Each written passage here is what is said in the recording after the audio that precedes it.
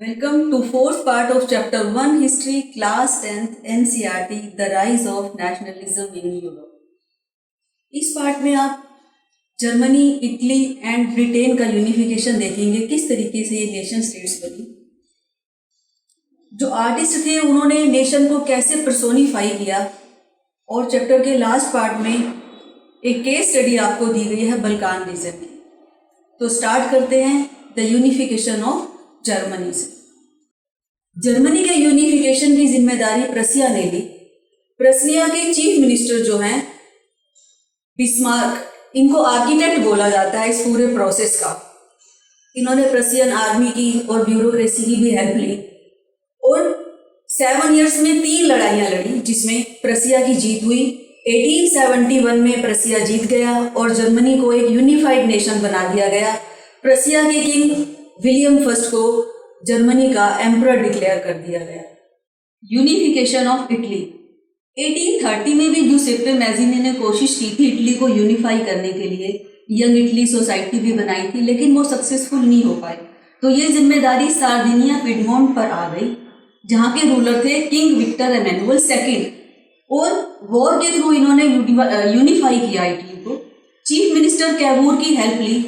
Cavour ने एक tactful alliance बनाया फ्रांस के साथ और ऑस्ट्रियन फोर्सेस को 1859 में हरा दिया।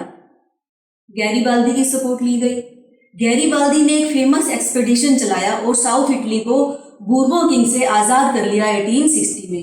1861 में यूनिफाई कर दिया गया इटली को, और किंग विक्टर एमेनुअल सेकेंड, जो कि सार्डिनिया पिडमोंट के रूलर थे, उनको एम्परर बना दिया गया इटली का। The strange case of Britain. Germany and Italy के यूनिफिकेशन में आपने देखा कि वॉर्स हुई इनको यूनिफाई करने के लिए, लेकिन ब्रिटेन के मामले में ऐसा नहीं हुआ। ब्रिटेन का केस इन दोनों से थोड़ा अलग है। ये एक लंबा प्रोसेस था कि ग्रेट ब्रिटेन का यूनिफिकेशन कैसे हुआ। 18th सेंचुरी से पहले there was no British nation.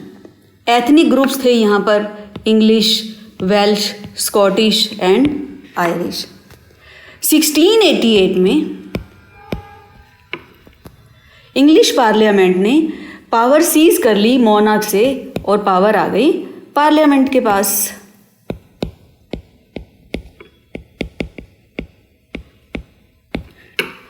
इसके लगभग 18 इयर्स के बाद 1707 में United kingdom of great Britain बनाया गया, एक एक्ट के तहत स्कॉटलैंड के साथ मिलकर।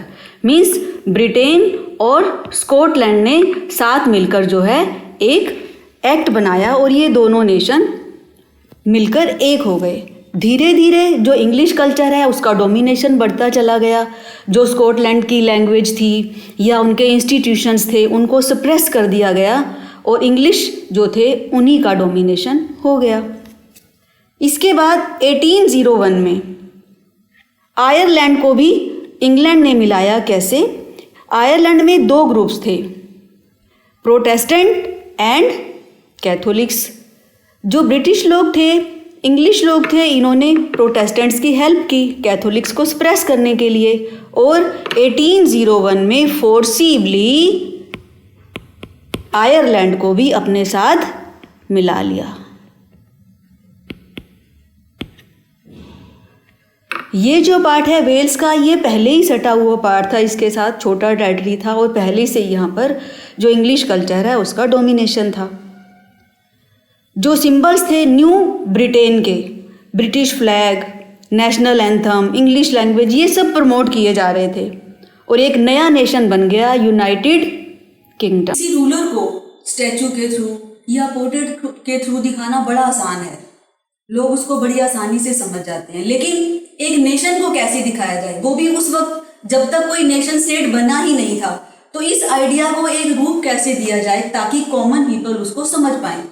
उसके लिए आर्टिस्ट जो थे उन्होंने एक नया तरीका निकाला, विजुअलाइजिंग द इल्यूशन। नेशन को एक रूप दे दिया गया, एक फीमेल फिगर जो है वो बना दी गई। फॉर एग्जाम्पल फ्रांस के लिए मारियान, और ये जो फीमेल फिगर थी उनकी कैरेक्टरिस्टिक, जैसे फ्रांस के लिए हम बता रहे हैं कि पॉकेट थी और रेड कैप, ये सब जो है लिबर्टी के सिंबल थे। और इनको देखकर जो पब्लिक स्क्वायर पर ये इमेजेस लगा दी गई, जिनको देखकर लोग समझ पाते थे कि एक्चुअली नेशन क्या हो सकता है और वो कैसे एक नेशन का पार्ट हो सकते हैं। सिमिलरली जर्मनी में जर्मेनिया को जो है एलेगोरी बना दिया गया जर्मन नेशन का, जो कि ओक लीव्स का जो है वो मुकुट पहनती हैं क्योंकि वो हीरोइज्म का प्रतीक है। हाथ में स्वॉर्ड है जो कि मीनिंग है कि रेडीनेस ऑलवेज टू फाइट, की देश की रक्षा के लिए हमेशा वो लड़ने को तैयार है। इसलिए जो भी सिंबल्स, एक राइजिंग सन भी दिखाया गया है उनके पीछे, जिसका मीनिंग ये है कि एक न्यू इरा शुरू हो गया है, पुराना टाइम जो है वो खत्म हो गया है और अब नेशन स्टेट्स का जो है वो टाइम आ गया है। तो इस तरीके से जो ये फीमेल एलोगोरी जो बनाई गई कॉमन पीपल के बीच में नेशन स्टेट के आइडियाज को एक रूप देने के लिए बनाई गई। नेशनलिज्म एंड इंपीरियलिज्म, जो ये नेशनलिज्म की अभी हम पूरा चैप्टर देख रहे हैं, नेशन स्टेट्स, नेशनलिज्म, लोगों में नेशनलिज्म की फीलिंग लाने के लिए बहुत सारे एफर्ट्स किए गए, लेकिन ये जो नेशनलिज्म था बड़े लंबे समय तक अपनी आइडेंटिटी को रिटेन नहीं कर पाया। इसका रूप जो है बदलने लगा। यूरोपियन पावर जो थी अपने फायदे के लिए इसका इंपीरियलिस्ट अपना पर्पस जो था, एम था, उसको पूरा करने में लग गई और इस तरीके से जो अपनी टेरिटरीज को बढ़ाना, इकोनॉमिक एक्सप्लॉयटेशन करना वीक कंट्रीज का, ये शुरू कर दिया जो पावरफुल कंट्रीज थे उन्होंने। बल्कान रीजन एक बहुत अच्छा एग्जाम्पल है इसका, कि एक केस स्टडी है, आइए देखते हैं। Case study of Balkan region. Nationalist tensions in the Balkan region. ऐसा बोला जाता है कि जो बल्कान रीजन है वो फर्स्ट वर्ल्ड वॉर का कारण था। कैसे, आइए देखते हैं। बल्कान रीजन का एक बड़ा पार्ट ओटोमन एम्पायर के अंडर था, जो कि मुस्लिम रूलर्स थे। यहाँ पर जोग्राफिकल और एथनिक वेरिएशंस बहुत ज़्यादा थी। मॉडर्न डे का रोमानिया, बुल्गारिया, अल्बेनिया, ग्रीस, ये सब इसके पार्ट हुआ करते थे। जब रोमांटिक नेशनलिज्म आया, जिसमें आपने देखा कि जो रोमांटिक आर्टिस्ट थे वो फोक सॉन्ग्स के थ्रू और जो है फोक डांसेस के थ्रू जो है नेशनलिज्म की फीलिंग को लोगों के मन में जगाया करते थे। तो ये अलग अलग जो एथनिक ग्रुप्स थे ये अपने अपने कल्चर के प्रति ज़्यादा अवेयर हो गए और अपने अपने कल्चर को प्रमोट करने लग गए, अपने अपने रीजन को मजबूत करने की कोशिश करने लग गए। तो इस तरीके से ये जो रीजन था एक एक्सप्लोसिव रीजन बन गया।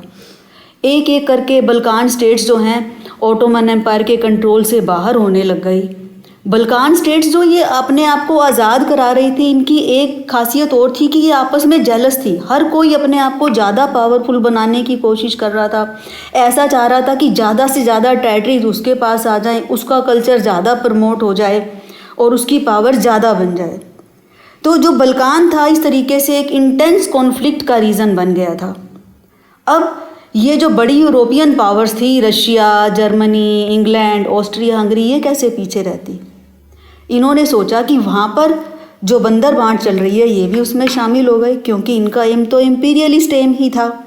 और वहाँ जाकर बल्कान रीजन में से ज़्यादा टेरिटरीज अपने कब्जे में करने की कोशिश करने लग गए, जिसकी वजह से एक सीरीज शुरू हो गई लड़ाइयों की। और उसका एंड कहाँ पर हुआ? फर्स्ट वर्ल्ड वार पर जाकर फर्स्ट वर्ल्ड वार हो गया। इसीलिए बोला जाता है कि जो बल्कान रीजन है वो फर्स्ट वर्ल्ड वॉर का एक मेजर कॉज था। This is all for this chapter. Thank you for watching. Please like, share and subscribe to my channel. Have a good day.